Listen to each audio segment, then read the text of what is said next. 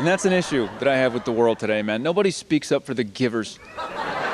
You know, like the only time anyone does is when we're like bitching about them. Like that's why you never hear the phrase drive-through worker in a sentence without it just being surrounded by this hurricane. It was just, stupid, I got my order wrong, any asshole could do that job. Which is an unfinished sentence, by the way, okay? Honestly, like whenever somebody says any asshole could do that job, they're talking about a job usually where any asshole could do that job for about 15 minutes before letting it sink in, holy shit, this is my job, and then having a panic attack.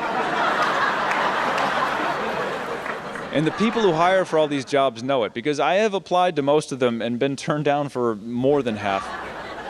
Yeah, including the drive-thru, which is just part of the glamour of being an artist. Yeah, man. Because what they don't tell you when you go into the workforce is that the shittier the job, the harder they make it to apply, okay? Really, because what most of these places are looking for is a corporate slave. So unless you're 16 and they know that they have you for at least the next couple years, you need to be able to prove that your dreams are dead. And it's harder to fake that shit than you may think, man. Really, because I remember thinking, hey, drive-through slam dunk, you know, because I had shit job experience, you know? That's my whole life, man, okay? I've worked doors, I've swept floors, loaded crates, repoed cars, answered customer complaint calls, bussed and waited tables, bagged groceries, worked retail, moved houses, delivered pizzas. I've bodyguarded Gary Busey. Yeah.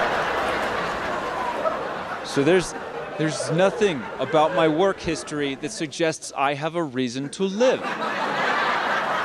Which is not a dig on Gary Busey, okay? Because he was nice to me, man. Really. Like, he was built up, of course, to be this total lunatic, even by the guy who hired me for the night. This guy takes me aside in the beginning and he goes, now, Brian, guarding Gary isn't so much about guarding him from all these people as much as it is about guarding him from himself. But then Gary walked in. All right, and the first thing he did, man, was he shook my hand, you know, like a man, too, you know, like, which is rare for a Hollywood guy. Usually Hollywood guys kind of give you the flipper. Yeah. But he shook my hand, he looked me in the eye, and he said, I just want you to know I'm not crazy. And then he took his dick out and pissed in the sink. No explanation, but no. But nice guy, though, Gary Busey. He's a good guy, yeah. So anyway, that wasn't enough for the drive-thru, okay? That was enough to get me an interview. Then that interview was enough to get me a second interview. And then that second interview was enough to get me the call, finally, that I had made it to the big interview. 3 interviews for the drive-thru, okay? Which I guess is like their little corporate half-assed way of making you mind-fucked into thinking, wow, only real winners must work at this drive-thru. But then you get to the interview, and all it is just you and this tubby corporate douchebag in a clip-on bow tie just sitting across from each other in these plastic fold-out chairs in this windowless basement office that doesn't have like a desk or anything, just this little tripod camera in the corner. So you're really not sure when you go into the room if you're there to be interviewed by this guy or forced to make a porno. But then he gets out his clipboard and he starts, you know, giving you this little multiple choice questionnaire that's supposed to be like a personality test to make sure you're the man for the job.